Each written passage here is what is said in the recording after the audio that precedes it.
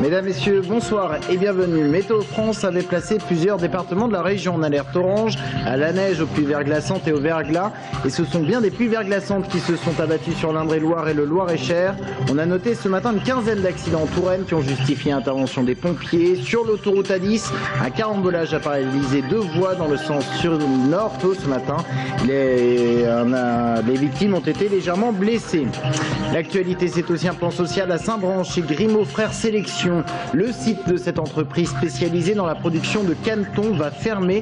41 salariés seront licenciés. Une AG avait lieu aujourd'hui. Et puis le sport et la défaite du Tour Volleyball à domicile face aux Polonais de Kędzierzyn, 3-7 à 1. C'en est fini de la grande Coupe d'Europe, mais les volleyeurs tourangeaux sont qualifiés pour les quarts de finale de la petite Coupe d'Europe, la Coupe CEV. On ouvre ce journal avec cette matinée périlleuse pour les automobilistes. Météo France avait placé l'Indre-et-Loire et le Loir-et-Cher en alerte orange pour des pluies verglaçantes. Résultat, du côté des pompiers, on a recensé une quinzaine d'accidents en Touraine. Image ici de l'autoroute A10 où un carambolage a eu lieu tôt ce matin. 10 véhicules ont été impliqués. L'accident a eu lieu dans le sens province-Paris. Les deux voies de gauche ont dû être neutralisées. Un accident qui n'a fait que des blessés légers. À Tournord, le verglas est peut-être la cause d'un accident, celui-ci plus grave. Une adolescente de 14 ans a chuté sur la route au moment où elle traversait.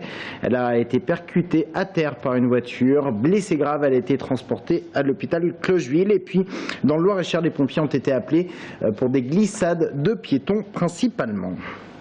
On en vient à l'actualité sociale. À Saint-Bran, c'est le site d'une entreprise qui va fermer. Grimaud Frères Sélection, spécialisée dans la production de canetons d'un jour, va licencier 41 personnes. L'entreprise aurait trop de sites de production.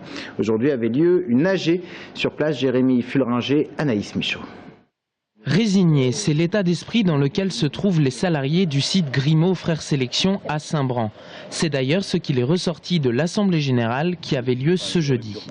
A été proposé le fait de lancer une grève sur le site de Saint-Bran. Les résultats ont été très mitigés, mais c'est le non qui l'a emporté. Donc on laisse le choix individuel à chaque salarié de faire ou de ne pas faire grève, à condition que ça soit dans le respect mutuel du choix de chacun. Sur les 35 votants, le non l'emporte avec seulement 2 voix d'avance. La direction ayant annoncé lors de l'AG que les jours grévés ne seraient pas payés, pour la majorité des salariés, le choix s'est fait de lui-même. Pourtant, certains travaillent ici depuis plus de 30 ans.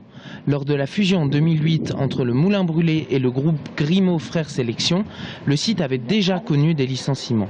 Mais aujourd'hui, personne ne s'attendait à sa fermeture définitive.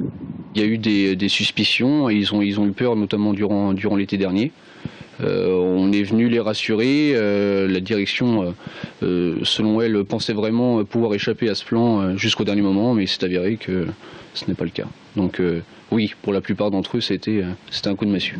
La direction, que nous n'avons pas réussi à joindre par téléphone, aurait pour l'heure proposé, selon les syndicats, 19 reclassements et des primes supralégales minimum. La fermeture du site est prévue pour le mois de mars 2013. Nous vous parlions mardi de ce nouveau-né retrouvé mort dans une déchetterie de Murs de Sologne en pleine nuit.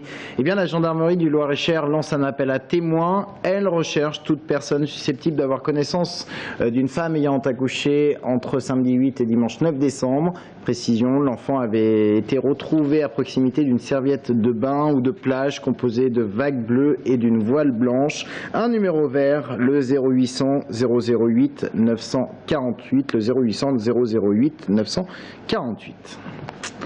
Un problème de squat à l'espace 244, ce lieu culturel de Tours. Ils sont 4 squatteurs à occuper une partie des locaux depuis 2 ans. Les artistes de l'espace 244, tout comme la mairie de Tours, ne veulent plus les voir, surtout qu'il y a un projet de construction de logements sociaux. Ce matin, les squatteurs étaient donc convoqués devant le tribunal d'instance de Tours. Brian Bock. Ce matin, devant le tribunal d'instance, les membres de Thanks for the Future attendent beaucoup de l'audience. Ils risquent de devoir quitter précipitamment des locaux appartenant à la Semivit, la société immobilière en lien avec la ville de Tours. Des locaux qu'ils occupent illégalement depuis 2010. Nous, on est militants politiques au niveau du droit au logement, au niveau des sans-papiers et sur d'autres causes aussi. Donc voilà, on dérange la municipalité, on nous le fait payer. Voilà. Il est nécessaire maintenant que ces personnes quittent les lieux pour pour, pourquoi pas, bénéficier, comme tout à chacun, d'une demande de logement selon les voies de droit qui sont appliquées par tout à chacun. Problème, actuellement la trêve hivernale empêche toute expulsion. Mais la Sémivite veut expulser les 4 squatteurs le plus rapidement possible.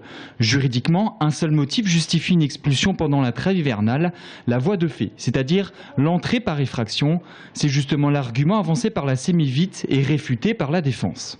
La décision du tribunal d'instance sera rendue le 24 janvier. Les Fangs for the Future sauront donc s'ils doivent faire leur valise ou pas. La franc-maçonnerie, plusieurs rendez-vous organisés cette semaine à Tours, plusieurs loges représentées. Demain, le droit humain organise une conférence publique sur le thème de la mixité. Et hier soir, vous le voyez sur ces images, le Grand Orient de France avait convié le public au Nouvel Olympia sur le thème de la laïcité. Au programme, la diffusion d'un film, du film La Séparation, suivi d'un débat. La laïcité qui est au cœur des revendications des francs-maçons, notamment du Grand Orient de France. Les francs-maçons s'étaient battus en faveur de la séparation de l'Église et de l'État au XIXe siècle. Pour ces laïcs, le combat perdure. Il faut désormais inscrire le principe de laïcité dans la Constitution. Aristide Briand est ovationné. Son discours final est affiché. 1905, au terme de débats houleux, l'Assemblée nationale vote la loi de séparation de l'Église et de l'État. Officiellement, la République française ne finance plus le culte, mais un siècle plus tard, alors que la laïcité semble être une valeur communément défendue, la voilà remise en question. Affaire du voile à l'école, financement direct de communautés religieuses par le biais d'associations culturelles, affaire des cantines ou des piscines, la République doit faire face à la montée du communautarisme.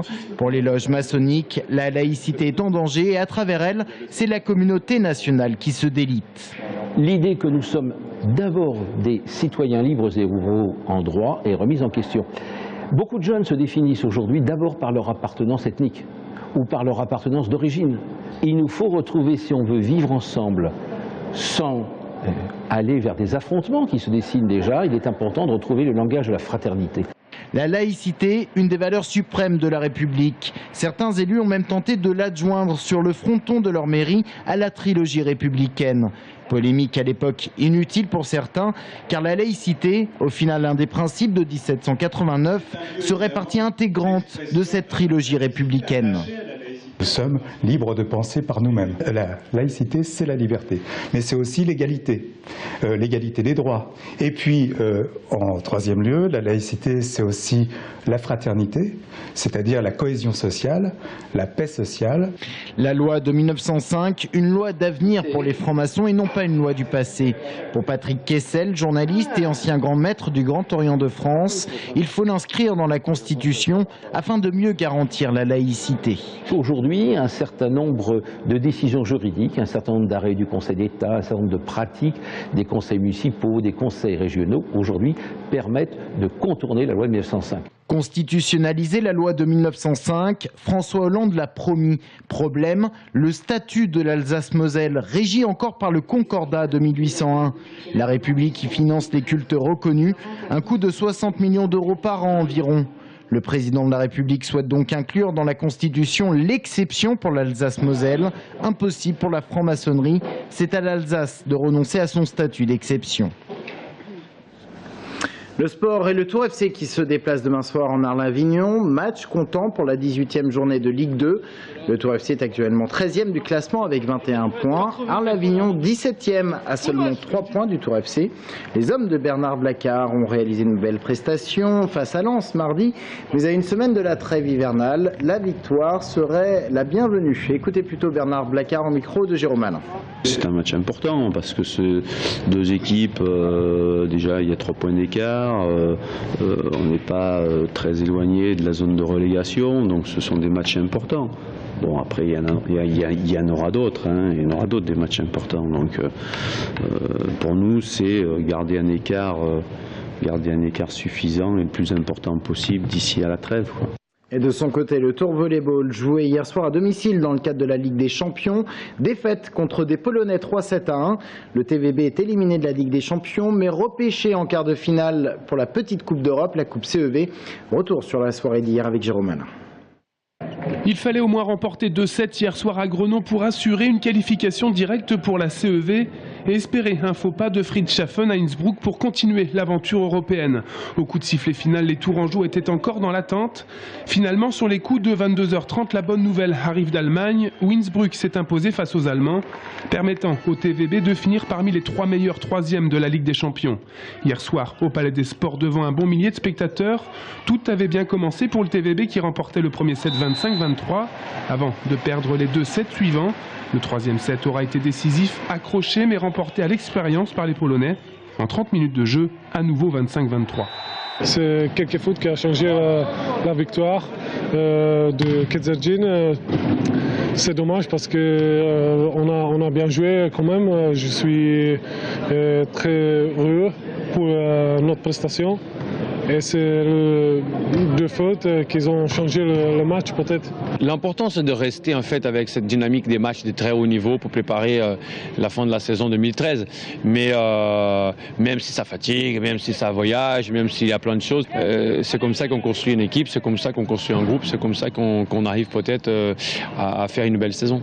Et une belle saison passera entre autres par une qualification pour les demi-finales de la CEV. Le tirage au sort effectué aujourd'hui amènera les joueurs de Mauricio Paes en Ukraine contre le club de Kharkiv, fin janvier pour le match retour en Ukraine, une semaine plus tôt à Grenon, aux alentours du 15.